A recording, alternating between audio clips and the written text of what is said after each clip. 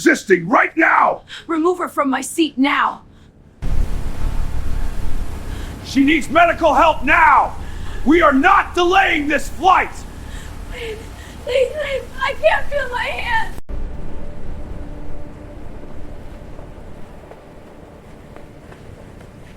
Who authorized this? I didn't know. The first drop of blood hit the cream-colored carpet before anyone said a word. It was small, bright, almost delicate, but in a first-class cabin where everything was controlled and polished, it didn't belong. Nothing about this moment did. Avery Brooks didn't cry out. She didn't pull away. She just stood there, shoulders tight, hands clenched around the strap of her worn backpack, staring at the woman in front of her. Margaret Whitmore stood in the aisle like she owned the plane. Her posture was perfect. Her voice sharper than the cold air blowing from the overhead vents. "You're in my seat," she said again, slower this time, like she was speaking to someone who didn't understand basic rules. Avery blinked once, steadying her breath. She had been awake for almost 2 days, studying, traveling, competing. Her body wanted to shut down. But something about the way this woman looked at her kept her alert. "I don't think I am," Avery said quietly.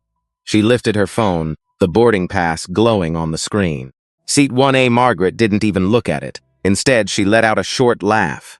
Not loud, not dramatic, just enough for the people nearby to hear. "Did you hear that?" she said, glancing toward a couple across the aisle. "She thinks she's in 1A. The couple didn't respond. They just looked down. That kind of silence people use when they don't want to be part of something, but won't stop it either. Avery felt the heat rise at the back of her neck. Not anger, not yet, something older, something familiar. She lowered her phone slightly. "It's on the ticket," she said. "You can check if you want." Margaret's smile disappeared. "No," she said flatly. "I don't need to check anything." Her eyes moved over Avery, slow and deliberate. The oversized hoodie, the scuffed sneakers, the loose hair tied back without care. Every detail was a judgment already made. "You don't belong up here," Margaret said. There it was, not about the seat, not about the ticket, something else entirely. Avery didn't respond right away. Her father had taught her something when she was younger. Don't react first. Look, listen. Let people show you who they are. So she did. Margaret adjusted her jacket. Expensive fabric. Precise movements. The kind of person who had never been questioned in spaces like this. Behind her, the cabin hummed with quiet tension. A flight attendant moved past with a tray of champagne flutes, slowing just enough to listen. Avery sat down, not aggressively, not dramatic.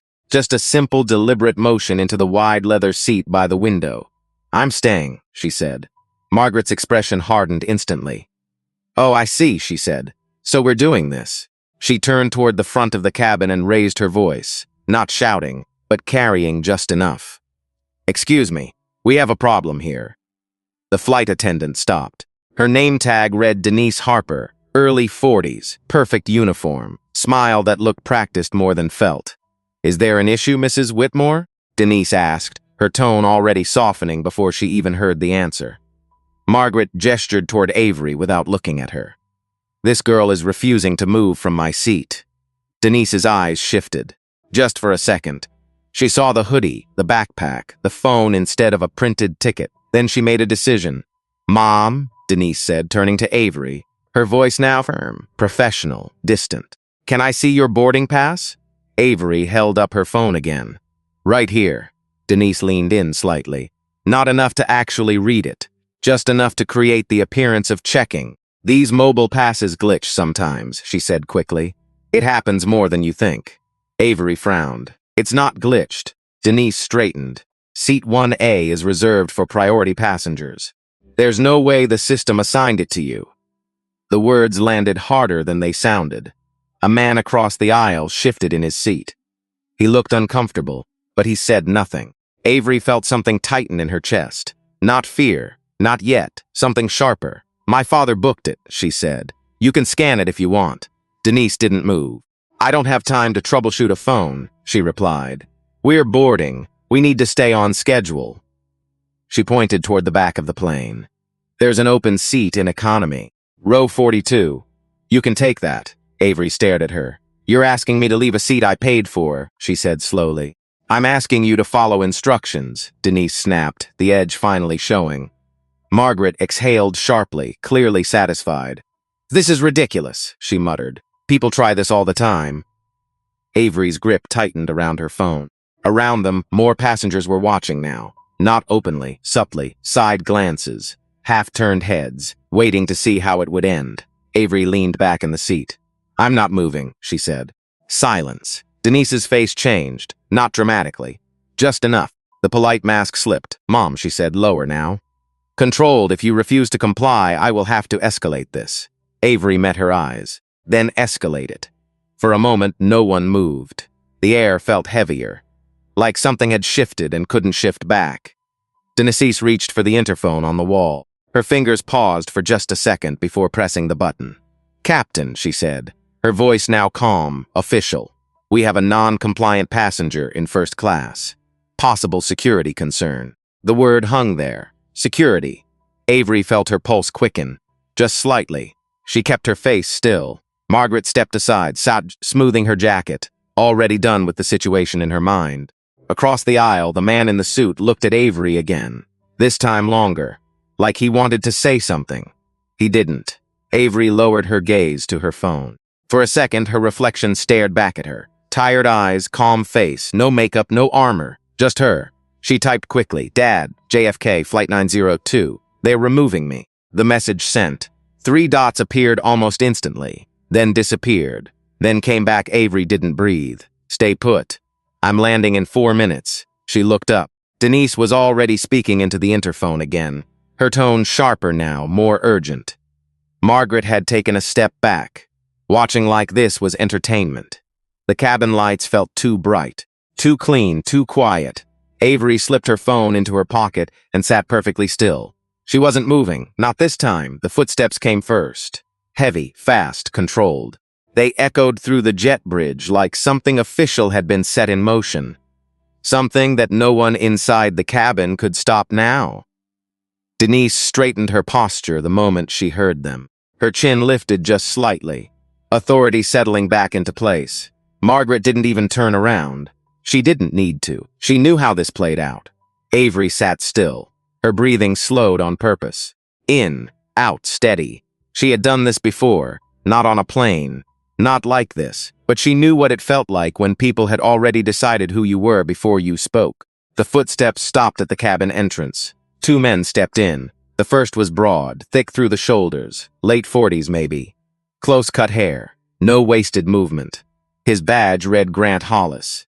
The second was younger, leaner, eyes sharper, watching everything, Noah Price. Grant didn't ask questions. Where is she? He said. Denise pointed. She's right there, seat 1A, refusing instructions.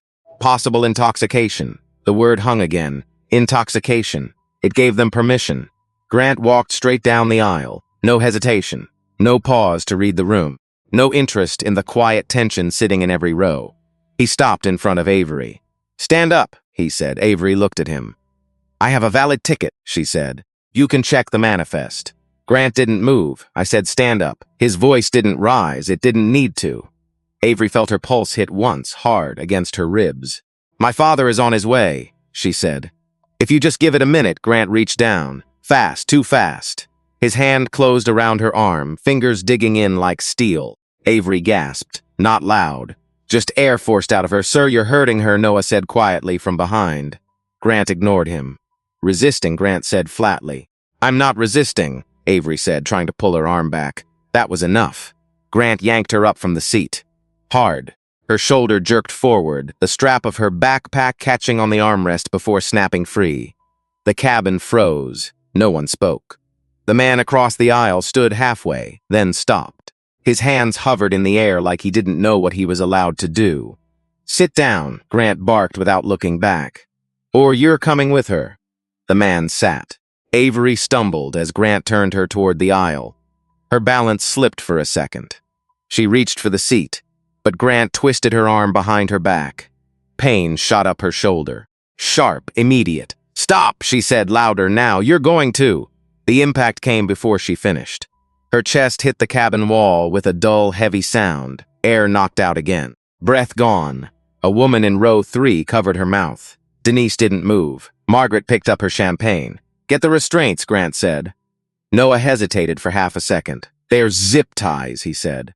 "We can just escort her. Get them." Noah reached to his belt. Avery pressed her forehead lightly against the wall, trying to stay upright. Her voice came out smaller this time. "You're making a mistake." Grant pulled her arms higher. Too high. Her shoulder shifted. Something inside it popped. Avery sucked in a breath that didn't fully come. The plastic ties snapped tight around her wrists. Too tight. Instant pressure. Burning, cutting. "Please," she said. "That's too tight." Grant pulled again. Tighter. The edges bit into her skin immediately. "There," he said. The word landed like a final decision. Noah looked down at her wrists. "They're cutting into her," he said quietly. Grant shoved Avery forward. "Move." They dragged her down the aisle. Every step uneven. Her hands locked behind her back. No way to catch herself. No way to stop. The cabin watched. Phones were out now. Subtle at first. Then not subtle at all. A man near the back whispered, "This isn't right." No one answered him. At the door, Grant pushed her again. Harder this time. The metal lip of the jet bridge caught her foot. She went down fast. No hands to break the fall. Her chin hit first, then her shoulder, then her knees. The sound echoed. A hollow crack against metal. For a second, everything blurred. Then the pain rushed in. Her wrists twisted underneath her. The zip ties tightened again from the impact. Avery gasped. This time it came out broken. Something warm ran down her lip. Blood. A drop fell to the floor. Then, another Noah stepped closer, his voice low. "Grant, she's bleeding." Grant grabbed a handful of Avery's hair and pulled her up. "She's fine." "She's not fine," Noah said.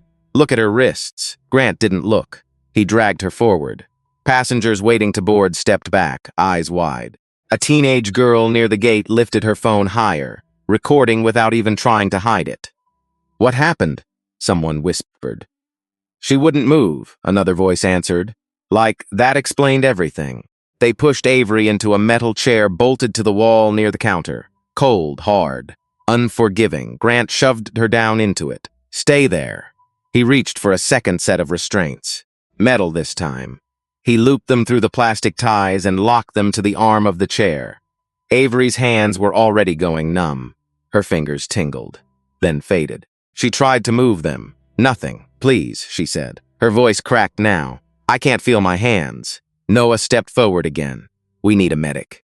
Denise appeared at the doorway, clipboard in hand. "We're pushing back in 2 minutes," she said. "Call someone after departure." Noah stared at her. "She's losing circulation." Denise checked her watch. "I'm not delaying this flight." Margaret's voice drifted from inside the cabin. "Is everything handled?" Denise turned back. "Yes, Mum." Avery's head dropped forward for a second. The world tilted. Sounds stretched, slowed. Her breath came shallow now. Cold crept in. She focused on one thing. Her father's message. "Stay put. I'm landing in 4 minutes." Avery lifted her head again. Barely. Her eyes scanned the terminal. The noise had changed. It wasn't loud anymore. It was quiet, not normal quiet, the kind that spreads. People were turning, looking past the gate. Something was coming. Avery blinked slowly, trying to focus. Through the glass doors at the far end of the terminal, a group of men stepped inside. Dark suits, sharp lines, moving fast but controlled. Not airport security, not police. Different. In the center of them, a man walked forward, tall, steady, focused, his eyes locked on one thing. Her. Avery's breath caught. "Dad," she whispered. Jonathan Brooks didn't slow down. Not when Grant stepped forward. Not when Denise raised her voice. Not even when 2 airport police officers, real ones this time, appeared at the edge of the gate, unsure of what they were walking into. "Sir, you need to stop right there," Grant said, hand already moving toward his belt again. He didn't get the chance. One of the men in suits moved. Fast. Precise. Grant's arm was pinned before it even reached the taser. His body twisted, forced down to one knee. The taser slid across the floor with a sharp clatter. No shouting. No chaos. Just control. Pure overwhelming control. The entire terminal felt it. Jonathan stepped past them like it wasn't even happening. His eyes never left Avery. By the time he reached her, the world around him had already faded out. He dropped to his knees in front of the chair. For a moment, he didn't touch her. His hands hovered just above her wrists, shaking slightly. Jonathan Brooks didn't shake. Not in boardrooms. Not in negotiations worth billions. Not when entire companies rose or fell on his decisions. But now, looking at the deep red lines cutting into his daughter's skin, his fingers trembled. "Avery," he said. His voice cracked. Just was all it took. Avery lifted her head. Her face was pale, lips split, blood dried along her chin, but her eyes found him. "Dad," she whispered. And just like that, the tension in her body broke. Not completely, but enough. "They said I took the seat," she said, her voice fading in and out. Jonathan's jaw tightened. He looked down at the restraints. Plastic cutting into flesh. Metal cuffs layered on top. Her hands were already discolored. Purple creeping in at the fingertips. He stood up slowly. Too slowly. That kind of slow that made people step back without knowing why. Silence followed him. Even the announcements overhead seemed to pause between breaths. Jonathan turned. His gaze moved from Noah to Denise, and finally to Margaret, who had stepped out just far enough to see what was happening. Recognition hit her face first, then confusion, then something closer to fear. "Mr. Brooks," Denise said quickly, her voice shifting, scrambling to adjust. "There's been a misunderstanding." Jonathan didn't look at her. Not yet. Instead, he spoke into the small device clipped inside his jacket. "Medical now," he said. "Full trauma kit." One of the suited men was already moving. Within seconds, a compact medical case appeared, opened beside the chair. Jonathan crouched again. "Avery, I'm going to cut these off," he said, softer now. "Stay with me." She nodded weakly. "I can't feel my hands," she said. "I know," he answered. "Just breathe." He slid a small blade between the plastic and her skin. Careful, slow, every movement deliberate. The zip tie snapped. A sharp, clean sound. Her arms dropped immediately. The blood rushed back. Pain followed. Hard. Fast, Avery screamed. It tore through the terminal. Not loud for attention. Loud because she couldn't stop it. Jonathan caught her shoulders, steadying her. "I've got you," he said. "I've got you." He wrapped his jacket around her, pressing it gently against her wrists. The fabric darkened almost instantly. Behind them, everything else was unraveling.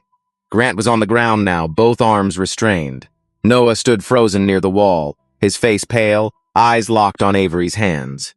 Denise took a step forward. "Sir, if you would just listen." Jonathan stood again. This time he looked at her, fully, the kind of look that stripped everything else away. "Belligerent," he said quietly. Denise blinked. I'm sorry?" "You called her belligerent," Jonathan said. His voice wasn't raised. It didn't need to be. Denise swallowed. "She refused to follow crew instructions," she said. "We have protocols. My daughter had a valid ticket," Jonathan cut in. Denise hesitated. "We didn't have time to verify." "You had time," a voice said from the side. "Noah." All eyes turned. He stepped forward slowly. "I told you," he said, looking at Denise. "I told you she was bleeding." Denise's face flushed. "You need to be careful what you say. You checked your watch," Noah continued. "You said you didn't want a delay." The words hung there. Heavy. Irrefutable. Jonathan didn't move, but something shifted in the air again. This wasn't just about anger anymore. This was something colder, more precise. A man in a navy suit pushed through the small crowd forming near the gate. Mid-50s, balding, breathing hard. "Mr. Brooks," he said. "I'm Director Holloway. We need to de-escalate this situation." Jonathan didn't take his eyes off Denise. "No," he said. Holloway blinked. "Excuse me?" "No one is de-escalating anything," Jonathan replied. "Not until I understand exactly how this happened." Holloway glanced around, at the restrained guard, at the crowd, at Avery, now leaning weakly against one of the medics who had just arrived. "This is a major airport," Holloway said carefully. "We can't just I control the fuel contracts for this airport," Jonathan said, finally turning to him. The words landed quietly, but they landed. Holloway stopped. "I also hold controlling interest in the parent company that owns this airline," Jonathan continued. "So yes, we can just." The silence that followed was absolute. Margaret took a step back. Small, almost unnoticeable. Jonathan saw it. Of course he did. His gaze shifted to her. "You wanted that seat," he said. Margaret opened her mouth. Nothing came out. "You made a claim," Jonathan went on. "You told them she didn't belong." "I didn't know," Margaret started. "You didn't ask," Jonathan said. The correction was immediate. Precise. Margaret's composure cracked. She looked like what? Jonathan asked. No anger, no raised voice, just a question. Margaret's lips pressed together. She didn't answer, she couldn't. Jonathan nodded once. Then he turned away from her completely. Get the pilot off that aircraft, he said to Holloway. Every crew member stays here. Holloway hesitated.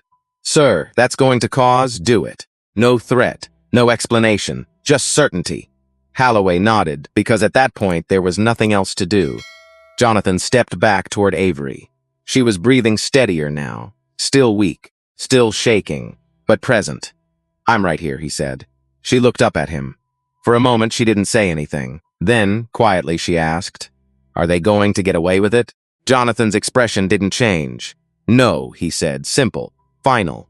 Around them, the terminal was no longer just a place people passed through.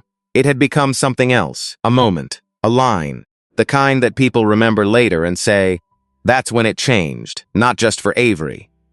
For everyone who watched and said nothing. For everyone who decided who belonged before they ever checked the truth. For everyone who thought power only moved in one direction. It didn't. Not today. Captain Robert Hale didn't expect to be pulled off his own aircraft. Not like this. He stepped onto the jet bridge with the stiff posture of a man who had spent decades in command. Every movement controlled. Every expression measured. But the moment he saw the crowd, the security, the medics, and the girl wrapped in a blood-stained jacket, something inside him shifted. What is going on here? He demanded. No one answered right away. Jonathan turned slowly. Captain Hale, he said. Hale blinked. Recognition came a second later. His face changed, just slightly. But enough, Mr. Brooks, he said. I wasn't informed you were. No, Jonathan said. You weren't. That landed. Hale glanced past him, saw Avery, saw the medics working carefully around her wrists, saw the restraint marks, the blood. His jaw tightened. I need a report, Hale said, looking at Denise. Now. Denise stepped forward quickly, almost relieved to have someone else to speak to. She refused to comply with crew instructions, Denise said. We had to escalate for safety. Jonathan cut in. She had a valid ticket. Hale looked at Denise again. Did you verify that? He asked. Denise hesitated. We didn't have time to run off full. Did you verify it? Hale repeated. Silence. That was answer enough. Hale exhaled slowly. Behind him, more airport police had arrived. This time, they didn't rush in. They assessed. They looked at the restraints on Grant, at the tension in the air, at Jonathan. They knew better than to misread this situation. Noah stepped forward again. She told us to wait, he said, nodding toward Denise. Said she didn't want a delay. Denise turned on him. You're out of line, she snapped. No, Noah said. His voice was steadier now. I should said something sooner. That changed things. Not dramatically, not loudly. But people heard it. A man admitting that silence had made it worse. Jonathan watched him for a second, then gave a small nod. Not approval, not forgiveness, just acknowledgement. Avery shifted in the chair. The medic beside her adjusted the bandage, careful, gentle. You're doing good, the medic said quietly. Just stay with me. Avery nodded. Her face was pale, but her eyes were clearer now. She looked toward the plane, toward the door she had been dragged out of. Her voice was soft. He didn't even ask, she said. Jonathan leaned closer. Who? He asked. She tilted her head slightly. The one who grabbed me. Grant. Jonathan straightened. He turned. Grant was sitting on the floor now, restrained, breathing heavier than before. His confidence had drained out somewhere between the moment Jonathan walked in and now. You didn't ask her anything, Jonathan said. It wasn't a question. Grant looked up. I followed procedure, he said. No, Jonathan replied. You followed assumption. Grant's jaw tightened. She was non-compliant, he said. We were told, you were told, Jonathan repeated. That was the problem. The room felt smaller. Hale stepped in again, his voice lower now. This situation needs to be documented, he said. Every statement, every action. Jonathan looked at him. It will be, he said, in detail. Hale held his gaze for a moment, then nodded, because there was nothing else to do. From inside the aircraft, movement stirred again. Passengers were starting to disembark. Slowly, cautiously. Some kept their heads down. Others looked directly at Avery as they passed. Not curious anymore, not detached. Something closer to shame. The man from seat 2B stepped off last. He paused near Jonathan. "I should said something," he said quietly. Jonathan didn't respond right away. Then he said, "Next time, do." The man nodded. It was enough. Margaret stood near the entrance of the jet bridge, no longer trying to appear composed. Her hands were clasped too tightly, her shoulders stiff. She watched everything unravel. Her voice, when it came, was smaller. "I didn't know," she said. No one answered, because that wasn't the point. Jonathan turned toward her again. "You didn't know her name," he said. "You didn't know her ticket. You didn't know anything about her." Margaret swallowed. She looked. Jonathan raised a hand. "That was enough. You made a decision," he said, "based on what you thought you saw." Margaret's eyes flickered. Around them, phones were still recording, not hidden anymore. This was public now, permanent. Holloway stepped closer, his voice tight. "Mr. Brooks, we need to consider how this moves forward," he said. "Legally, procedurally." Jonathan nodded once. "We will," he said. Then he looked at Avery again. She was watching Margaret now, not with anger, not even with fear, just clarity. The kind that comes when something finally makes sense. "They didn't think I belonged," she said quietly. Jonathan didn't answer immediately. Then he said, "Some people don't look past what's easy." Avery looked down at her hands, wrapped, protected, but still shaking. "They never do," she said. The medic adjusted the bandage again. "You're going to need proper evaluation," she said. "We'll get you to a hospital," Jonathan nodded. "Private clinic," he said. "We'll handle transport." Holloway hesitated. "That's going to require—" "I've already arranged it," Jonathan said. Of course he had. Everything was moving now. Not fast, but steady, controlled. Grant was being lifted to his feet by two officers. This time, he didn't resist. Denise stood alone near the aircraft door. No one was looking to her for direction anymore. Her authority had evaporated. Hale stepped toward her. "You should have checked," he said. Simple. Direct. Denise didn't respond. Because there was nothing left to defend.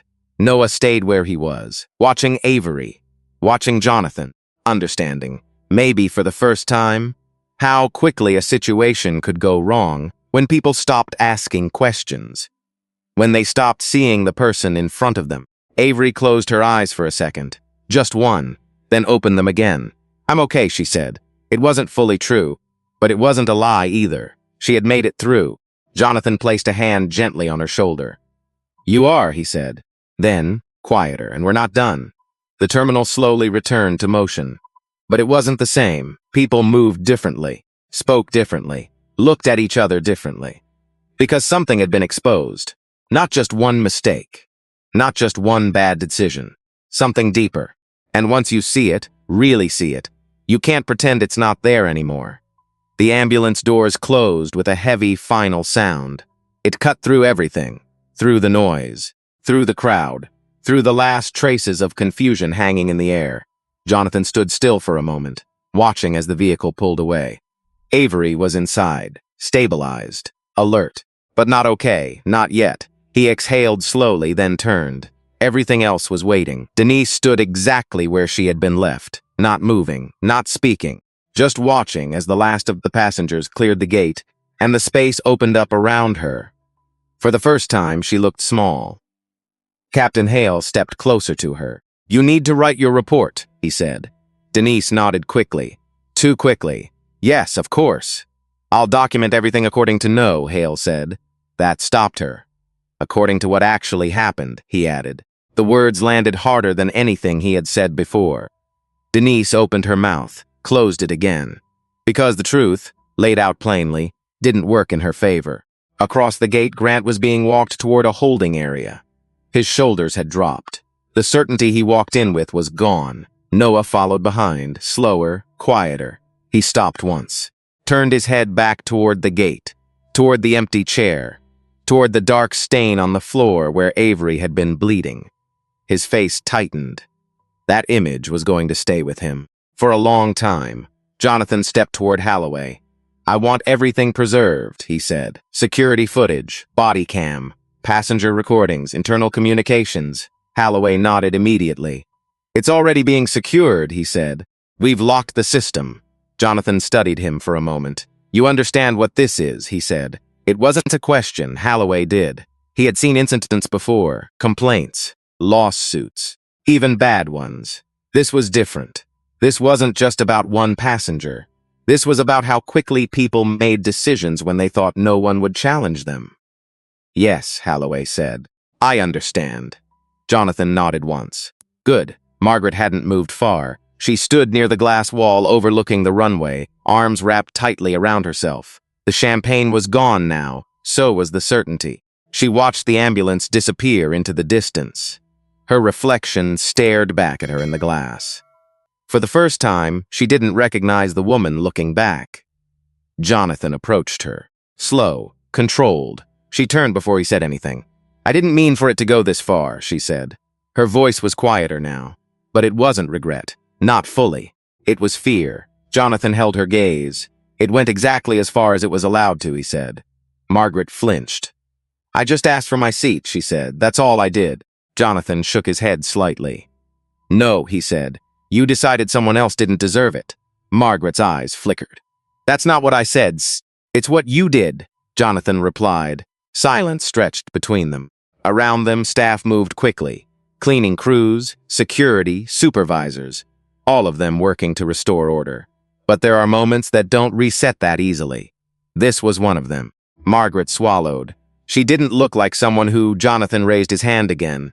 Not harsh. Not aggressive. Just enough. She looked like a young woman traveling alone, he said. That's all you needed to see. Margaret looked down. For the first time, she didn't have an answer ready. Jonathan stepped back. This doesn't end here, he said. Margaret nodded slowly. She knew. Of course she knew. This was already bigger than her. Denise finally moved. She walked toward Hale, clipboard in hand, trying to regain some sense of control. I've started the report, she said.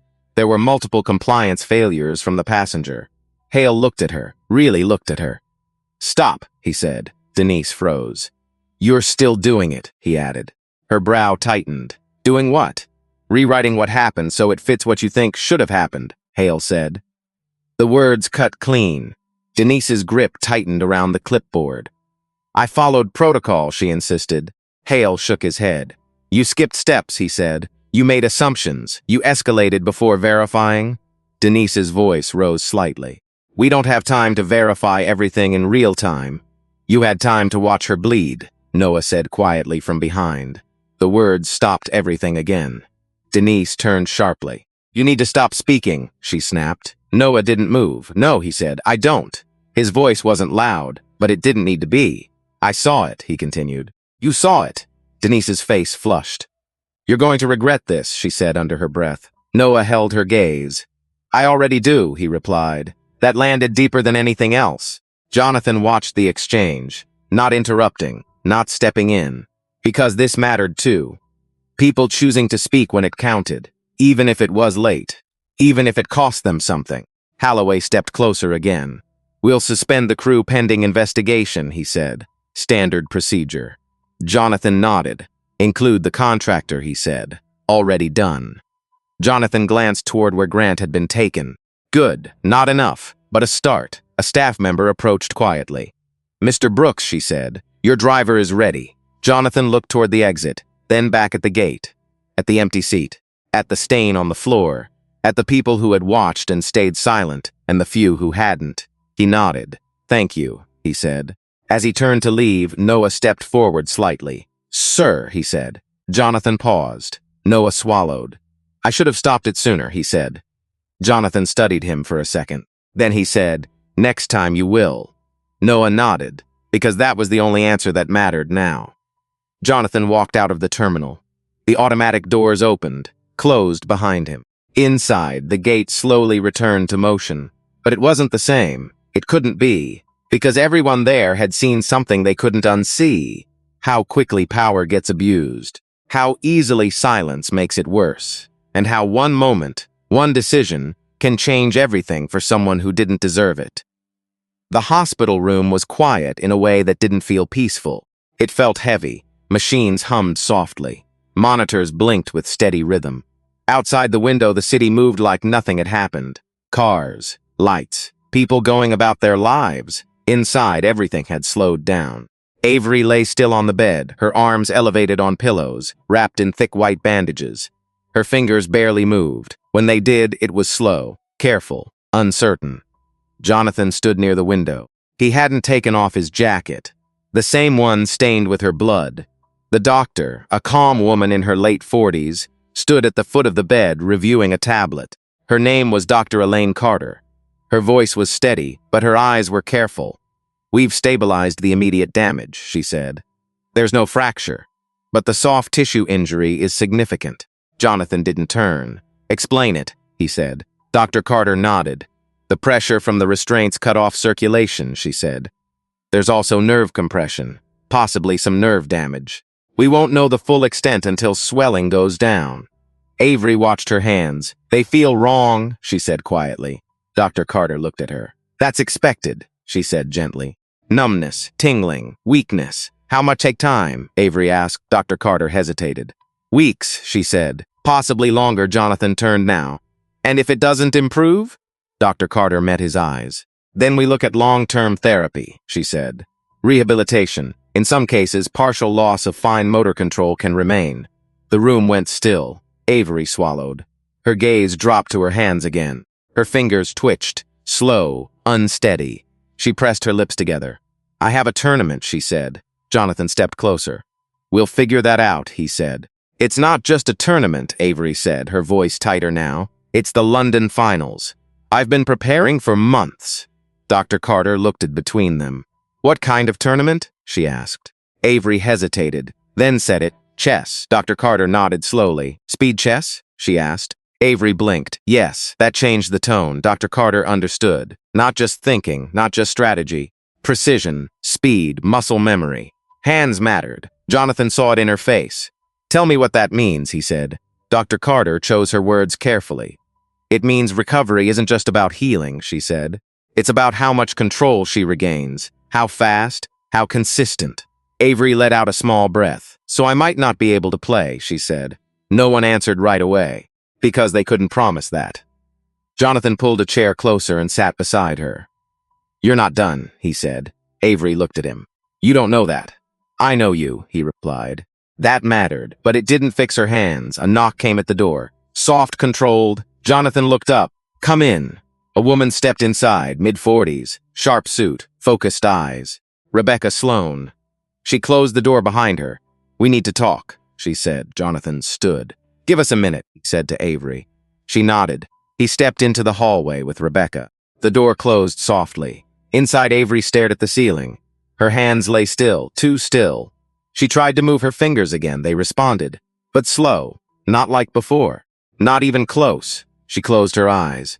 Back in the hallway, Rebecca didn't waste time. "The footage is everywhere," she said. Passengers recorded the entire incident. Multiple angles, clear audio. Jonathan listened. "The airline has already issued a preliminary statement," she continued. "They're calling it a misunderstanding." Jonathan's jaw tightened. "Of course they are." Rebecca stepped closer. "We have more than enough for civil action," she said. "Assault, negligence, emotional distress, possibly discrimination." Jonathan nodded once. "File everything," he said. "I will," Rebecca said. "But this is bigger than a lawsuit." Jonathan looked at her. "I know." Rebecca held his gaze. "The board is already reacting," she said. "They didn't know you were directly involved. That changes things." "It should," Jonathan replied. Rebecca paused. "What do you want to do?" That was the real question. Not legal, not procedural, personal. Jonathan looked through the small window on the door, at Avery, at the bandages, at the stillness. "They made a decision about her," he said. Rebecca waited. "Based on what they saw," he continued. "Not what was true." Rebecca nodded. "That's what this is about," she said. Jonathan exhaled slowly. "No," he said. "That's where it started." He turned back to her. "This is about what happens when people are given authority without accountability." Rebecca's expression sharpened. "So we make them accountable." Jonathan didn't respond immediately. Then he said, "Every level." Rebecca understood. That meant the airline, the contractors, the individuals, all of it. "I'll start the process," she said. Jonathan nodded. "And Rebecca," he added. She paused. "No settlements behind closed doors," he said. "No quiet resolutions." Rebecca gave a small, firm nod. "Understood." She left. Jonathan stood there for a moment longer, then went back inside. Avery hadn't moved. Her eyes were open. "You're going after them," she said. It wasn't a question. Jonathan sat beside her again. "Yes." Avery watched him. "Is that going to fix this?" she asked, lifting her hands slightly. The movement was weak, but it was there. Jonathan looked at her hands, then at her. "No," he said honestly. Avery nodded. She appreciated that more than anything else. Silence settled between them. Then Avery spoke again. "It wasn't just what they did," she said. Jonathan waited. "It was how they looked at me," she continued. "Like I didn't belong anywhere near that seat." Her voice didn't break, but it carried something deeper. Something that had been there long before this flight. Jonathan leaned back slightly. "That kind of thinking doesn't disappear overnight," he said. Avery turned her head toward him. "So what changes it?" Jonathan didn't answer right away. Then he said, "People who refuse to accept it." Avery considered that. Her fingers moved again, a little stronger this time, still shaking, but trying. She focused on it, on control, on movement, on not letting this be the end. "I'm not done," she said. Jonathan nodded. "I know." Outside, the city kept moving. Inside, something else was happening. Not loud, not dramatic, but real. A decision. Not just to fight back, but to move forward, even when it hurt, even when nothing felt certain. Especially then. The headlines hit before the sun came up. By morning, it wasn't just a story anymore. It was everywhere. Television screens in diners, radios in cars, phones lighting up on kitchen counters across the country. A grainy video filled the frame.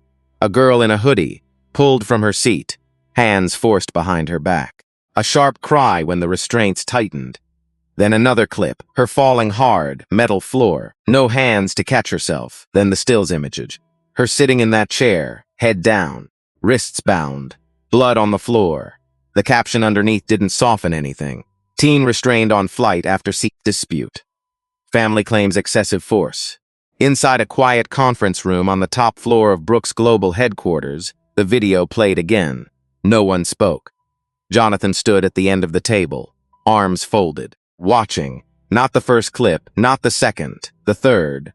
The one where Avery didn't move, where she stayed calm, where she kept saying the same thing, "I have a valid ticket." That part mattered. Rebecca stood beside the screen.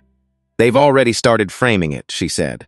"Airline is pushing the compliance angle. They're saying she refused multiple requests." Jonathan didn't respond. Rebecca tapped the tablet. The next video loaded. Different angle. Clearer. Audio sharper. Denise's voice. "Move to the back or I will call security." Then Avery. "I'm not moving." Simple. Direct. No aggression. No escalation. Just refusal. "That changes things," Rebecca said quietly. Jonathan nodded once. Across the table, two senior executives shifted in their seats. They weren't used to being in rooms like this. Rooms where the company they partially owned was the one under scrutiny. "This is going to hit the board hard," one of them said. "It should," Jonathan replied. The man cleared his throat. "We're already seeing impact," he continued.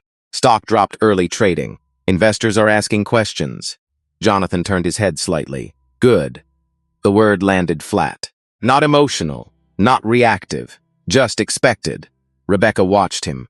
"You're not concerned about the financial side?" she asked. Jonathan looked back at the screen, at Avery's hands, at the way they had been tied. "I am," he said. A pause, "just not in the way you think." Silence followed, because everyone in that room understood what he meant.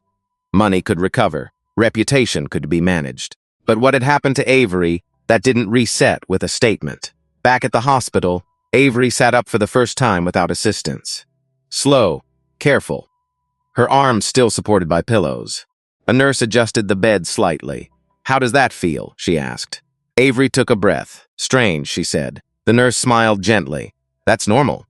Avery looked down at her hands. The bandages were thinner now, less bulky, but still there, still a reminder. She moved her fingers, a little more control than before. Still shaking, but progress. Across the room, a small table held a chess set. Wooden pieces. Simple, clean. Jonathan had it brought in that morning. He hadn't said anything about it. He just placed it there. Avery stared at it for a long moment. Then slowly she shifted. Careful not to strain her arms, she reached. Her fingers hovered over a pawn, just above it, not touching. Her hand trembled. She steadied her breathing. Focused. Slow. Then she lowered her fingers. They brushed the top of the piece, light, uncertain.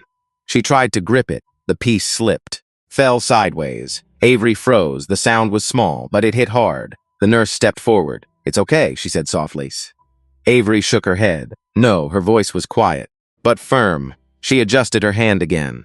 This time slower, more deliberate. She pinched the pawn between her fingers, lifted it, barely. Her hand shook the entire time, but she held it. For a second, then placed it down. Not perfectly, but down, she exhaled. Not relief, not yet. Just acknowledgement. She could still do it, just not the same way. Across the room, Jonathan watched from the doorway. He hadn't interrupted. He hadn't stepped in. He just watched. Because this wasn't something he could fix. Avery looked up. Saw him. "Don't say anything," she said. Jonathan paused, then nodded. "I won't." She looked back at the board. "They didn't break everything," she said. Jonathan leaned against the doorframe. "No," he said, "they didn't." Back at the airport, Denise sat alone in a small office. The report in front of her, blank.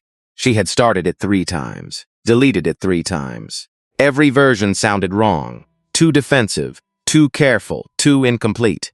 Her pen hovered over the page. She knew what had happened. She had been there. She had made the call. But writing it down, that made it real.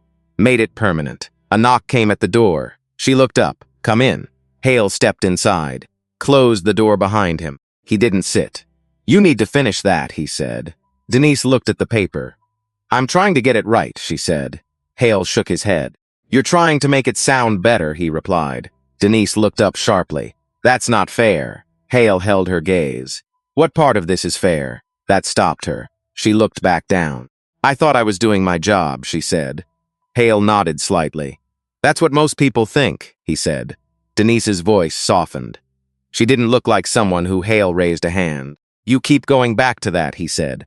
Denise swallowed. "Because it matters," she insisted. Hale shook his head. "No," he said. "It doesn't." Silence stretched. Denise's shoulders dropped. For the first time, the fight left her. "I didn't check," she said. Hale didn't respond. "I should have checked," she added. That mattered. Not enough to fix it, but enough to begin understanding it. Back at the hospital, Avery moved another piece. This time a night. Slower than before, still shaking, but controlled. She looked at the board. Saw the position, calculated. Her mind moved faster than her hands it always had, and that hadn't changed. She made the move, then leaned back, tired, but focused. Jonathan stepped closer. "You don't have to rush it," he said. Avery shook her head. "I'm not rushing," she said. She looked at him. "I'm catching up." Jonathan studied her for a moment, then nodded, because that was exactly what she was doing. Not just with the game, with everything. Catching up to a world that had tried to slow her down, and refusing to stay there. The press conference started before anyone was ready for it. Cameras lined the front of the room, lights too bright, microphones stacked on the podium like a wall. The airline spokesperson stood there, composed, polished, reading from a prepared statement.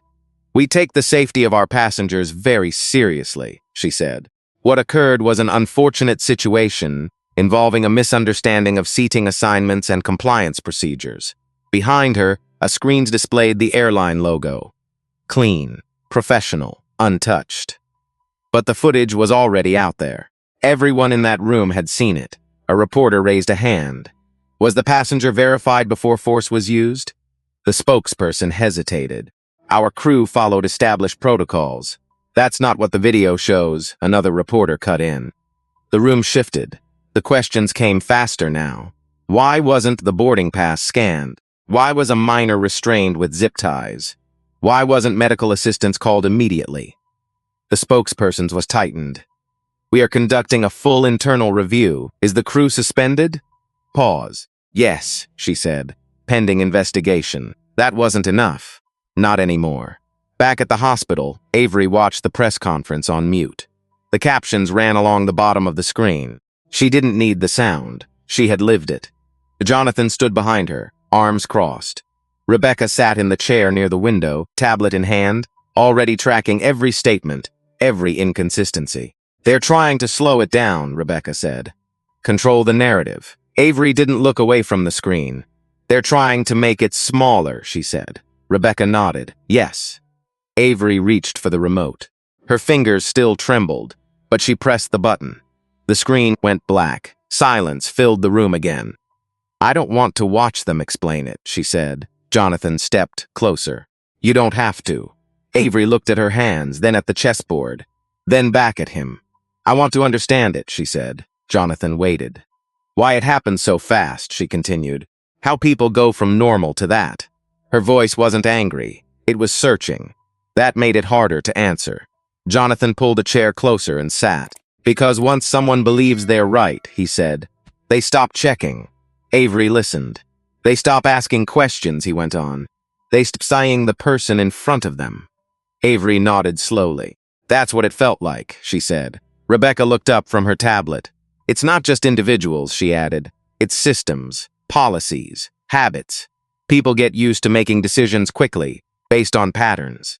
Avery turned toward her. Patterns like what? Rebecca hesitated for a second, then answered. Who looks like they belong, she said. Avery let that sit. It didn't surprise her.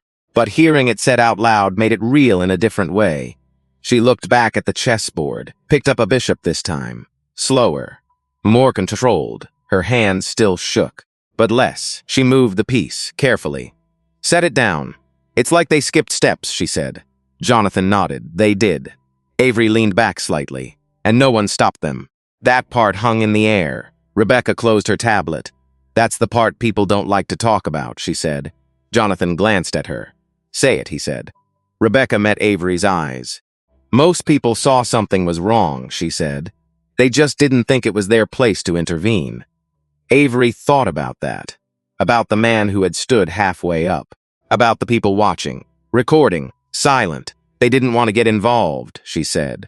Rebecca nodded. Or they thought someone else would, she replied. Jonathan exhaled slowly. And sometimes, he said, that's how things get as far as they did. Avery looked down again. Her fingers rested lightly on the board now. More stable. Not perfect, but improving. A knock came at the door. A nurse stepped in. You have a visitor, she said. Jonathan frowned slightly. We didn't schedule, it's the officer, the nurse added. The younger one. Noah. Avery looked up. Jonathan hesitated, then nodded. Send him in. Noah stepped inside slowly, out of uniform. Hands at his sides, not sure where to stand. Hi, he said. Avery studied him. You came, she said. Noah nodded. I needed to, he replied. Jonathan stayed seated, watching, measuring. Noah looked at Avery's hands, then looked away. I'm sorry, he said. The words came out simple. No defense, no excuse. Avery didn't answer right away. Why didn't you stop him? She asked. Noah swallowed. I should have, he said. Avery held his gaze. But you didn't. No, he said. Silence. Then Avery asked, why? Noah took a breath. Because this mattered. I thought he knew what he was doing, he said. I thought the crew had already verified everything. Avery listened. I didn't want to step out of line, he added. I didn't want to make it worse. Avery's expression didn't change. But it got worse anyway, she said. Noah nodded. Yeah, he said. It did. That honesty mattered. More than excuses would have. Jonathan spoke for the first time. What are you going to do about it? He asked. Noah straightened slightly. I've already given my statement, he said. Everything. What I saw. What was said. Jonathan held his gaze. And after that, Noah hesitated. Then said, I'm not staying in that job. Avery blinked. Why? Noah looked at her. Because if I stay and nothing changes, he said, then I'm part of it. That landed. Avery looked down at her hands again, then back at him. Change it, she said. Noah frowned slightly. What change it? Avery repeated. Don't just leave. Noah stood there, thinking, because that was harder, much harder. Jonathan watched the exchange, then nodded. She's right, he said. Noah exhaled. Yeah, he said quietly. I think she is. The room settled again. Different this time. Not just tension, something else, responsibility. Avery turned back to the board, picked up another piece. Her hand steadier now. Not perfect, but moving forward. And that was the part no one could take from her. The first time Avery tried to play a full game, she lost in under 5 minutes. Not because she didn't see the moves. She saw everything, lines, traps, patterns unfolding 3-4 steps ahead. Her mind moved the same way it always had. Fast, precise, certain. But her hands couldn't keep up. The clock ticked down, loud, unforgiving. Her fingers hesitated over a piece, just for a second. That was enough. Time expired. Game over. She sat back slowly. Didn't say anything. Didn't react. Across from her, the physical therapist, a man in his early 50s named Daniel Ruiz, leaned forward slightly. "You saw the move," he said. Avery nodded. "I saw all of them," she replied. Daniel didn't look surprised. "That's not the problem," he said. Avery looked down at her hands. "They don't listen," she said. Daniel folded his hands together. "They're healing," he said. "But healing isn't the same as control." Avery let out a small breath. "I don't have time to wait," she said. Daniel studied her. "Why not?" Avery hesitated, then said it. "Because if I wait too long, I won't be the same player anymore." Daniel nodded slowly. "That might be true," he said. Avery looked up sharply. "You're supposed to say I will be." Daniel shook his head. "I'm supposed to tell you the truth," he said. Silence settled between them. Then Daniel added, "But different doesn't mean worse." Avery didn't respond, because right now it felt worse. Back at Brooks Global, the boardroom was full. Not just executives this time. Legal teams, advisors, communication specialists. Everyone had something to say. Everyone had something to protect. Jonathan stood at the head of the table, listening. "Public pressure is building," one advisor said. "We need to consider a controlled response." "Controlled?" Another voice cut in. "The footage is already out there. We don't control this anymore." Rebecca sat beside Jonathan, flipping through a stack of documents. "They've suspended the crew," she said. "The contractor is under investigation. Internal review has started." Jonathan nodded once. "That's expected," he said. The room quieted slightly. Then one of the senior board members leaned forward. "Jonathan," he said carefully, "we need to talk about exposure." Jonathan looked at him. "What about it?" "This could turn into a very public legal battle," the man continued. "There's risk on all sides." Jonathan's expression didn't change. "There should be," he said. The man frowned. "That's not how we usually handle these situations." Jonathan leaned forward slightly. "That's the problem," he said. The words landed hard. Rebecca didn't look up. She didn't need to. She already knew where this was going. "We're not minimizing this," Jonathan continued. "We're not settling quietly. We're not letting it fade." The room shifted. Some agreed. Some didn't. But no one argued. Because the footage had changed everything. Back at the therapy room, Avery reset the board. Slowly, deliberately. Her fingers moved piece by piece, each movement controlled, measured. Pain flickered through her wrist every time she applied pressure. She ignored it. Daniel watched. "You're pushing," he said. Avery didn't look up. "I have to," she replied. Daniel leaned back slightly. "Or you think you do." Avery placed the last piece, looked at the board, then at him. "If I don't push, I fall behind," she said. Daniel nodded. "That's one way to see it." Avery waited. "What's the other?" she asked. Daniel smiled slightly. "You're building something new," he said.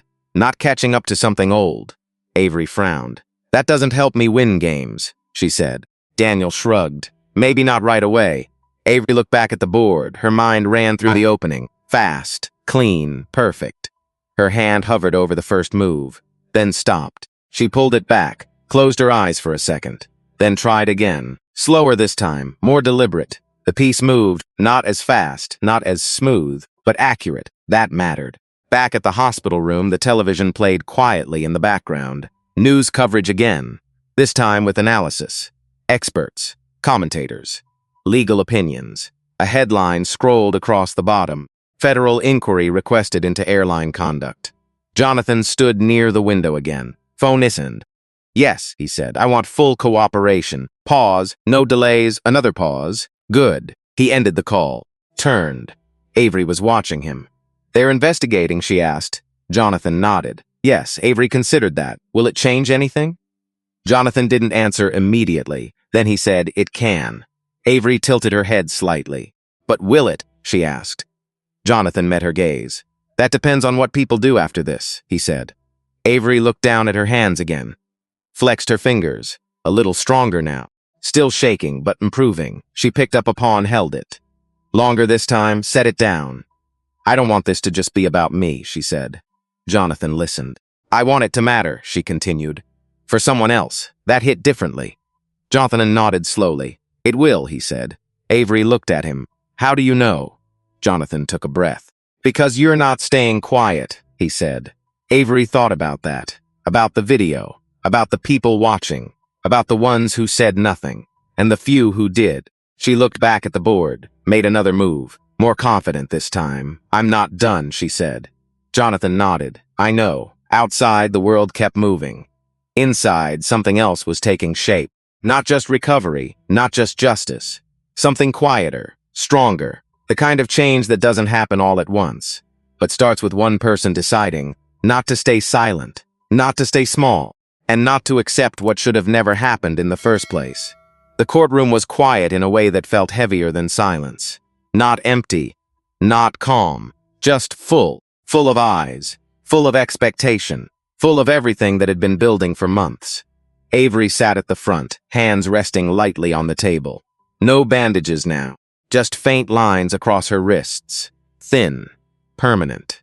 Her fingers moved slightly, almost unconsciously, like they were still learning the rhythm of control. Across the room, Margaret Whitmore sat beside her attorney. Gone was the polished confidence, the sharp posture, the certainty. She looked smaller now, not physically, but in every way that mattered. The judge adjusted his glasses and looked down at the file in front of him. The case had been laid out in full. Video footage, witness testimony, medical reports, internal communications. Nothing missing, nothing softened. The truth had been given space to breathe. And it didn't look good for Margaret, or for anyone who had played a role in what happened. Jonathan sat one row behind Avery, still, silent, but present, not as a shield, not as a voice, just there, because this part belonged to her. The attorney for the defense stood. We acknowledge that mistakes were made, he said, but this situation escalated due to misunderstanding and miscommunication. The words sounded rehearsed, polished, careful. Avery didn't react. She had heard versions of that sentence too many times already. Mistakes. Miscommunication. Words that tried to shrink something that had been anything but small. The prosecutor stood next. This was not a misunderstanding, she said. Her voice was calm, clear. This was a series of decisions made without verification, without restraint, without regard for the person involved. She turned slightly, gestured toward Avery, a minor, with a valid ticket, treated as a threat without cause. The room held still, because everyone knew it was true. The judge looked up. Ms. Brooks, he said. Would you like to speak? Avery took a breath, slow, measured. Then she stood, not rushed, not hesitant, just steady. She didn't look at Margaret first. She looked at the judge, then at the room, then finally at Margaret. They keep calling it a mistake, Avery said. Her voice wasn't loud, but it carried. They say it happened too fast, that people didn't have time to check. She paused. Let that sit. But it didn't feel fast, she continued. Not from where I was sitting. Her hands rested at her sides. Still now, controlled. It felt like people had already decided who I was, she said, before they ever looked at my ticket. Margaret lowered her gaze. Avery didn't stop. It felt like I didn't need to explain anything, she said, because they weren't going to listen anyway. The room shifted, small movements. People adjusting, uncomfortable. Good. They didn't ask, Avery said. They didn't check. They just acted. Her voice tightened slightly, not breaking, but closer. And when it got worse, no one stopped it. That landed hard. Avery exhaled slowly. I'm not here because I want someone to lose, she said. Jonathan watched her closely now. Pride and something deeper. I'm here because I don't want this to happen again, Avery continued. She looked at the judge, then back at Margaret. If I didn't have someone to call, if my dad wasn't who he is, this would have ended very differently. Silence. Real silence. The kind that settles into people. For someone else, it might still be happening, she said. That was it. No anger, no theatrics, just truth.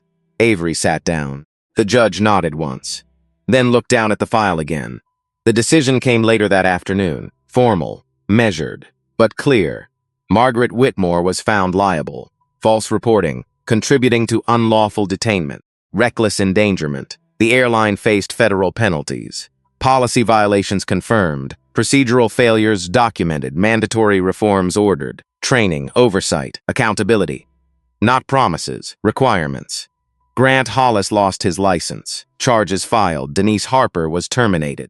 Her report, the one she couldn't finish honestly, had been entered as evidence.